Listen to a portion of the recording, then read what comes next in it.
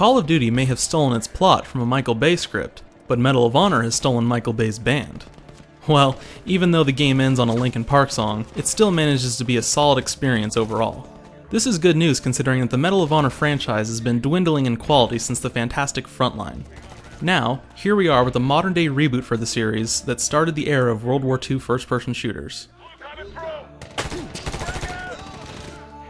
First of all, the audio-visual package is superb, as it is with most of the previous Medal of Honor games. There are some muddy textures, and the frame rate is not perfect, but overall, the look of the game is very nice. The lighting is especially fantastic on many levels, and the animations are well done.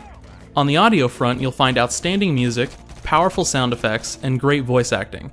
The dialogue could have been better, but it's not bad either. The same could be said for the game's story. It's not a terrible story in any way, but the plot elements have been kept to a minimum. The characters are not fleshed out as much as I would have liked, but I still found myself wondering what would become of them anyway. What the story lacks in depth, it makes up for in cohesiveness. Your perspective will go from outnumbered soldiers on the ground to the helicopter pilots that come to the rescue, and back to the ground as the sniper who saves the pilots. It all meshes together very well, and the pacing is excellent. The element of great pacing also transitions to the gameplay perfectly. With each different perspective, the gameplay shifts dramatically. You'll go from mountaintop gunfights to nighttime stealth operations on an ATV. None of these sections feel tacked on either, and the shooting itself is very rewarding thanks to some major gameplay features. The biggest of these features is the new lean mechanic. At any time you can hold down a trigger button, and you'll have complete control of where your character is leaning. This is not only useful for peeking out of cover, but also for quickly getting back into cover.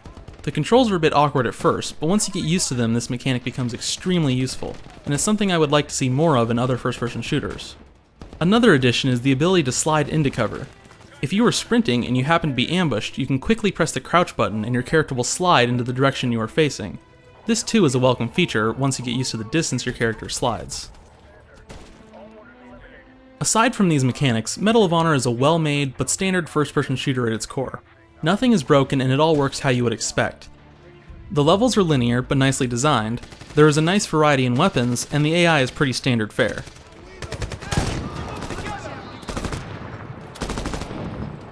As long as you stay in cover and move up slowly, you'll have little chance of dying.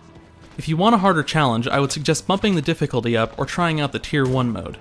In this mode, there are no checkpoints, the difficulty is at its highest, and you are competing against others online to get the best scores for each mission. It's a welcome addition for anyone wanting to test themselves against their friends or even the world. While there wasn't a single mission I didn't enjoy in Medal of Honor, the campaign is very short. It can be beaten rather easily between 4 and 5 hours on your first playthrough. While I wanted more, there was still a lot of variety in the missions, and I'm looking forward to playing through it again on a higher difficulty.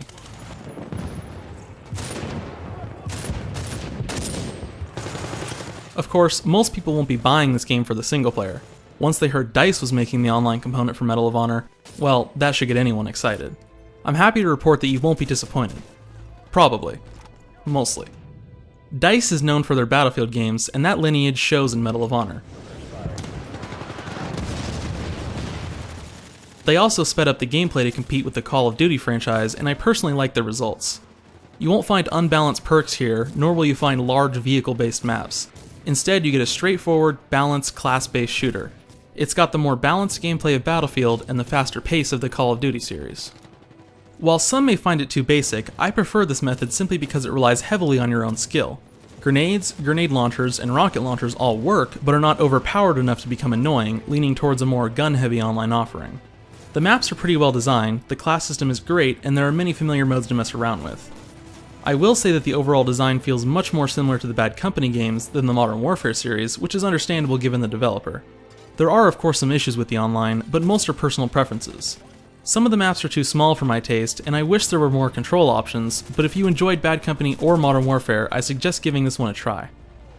So with a short but sweet campaign, a basic but well thought out online mode, and a very nice tribute to the US military to top it all off, Medal of Honor is a great package.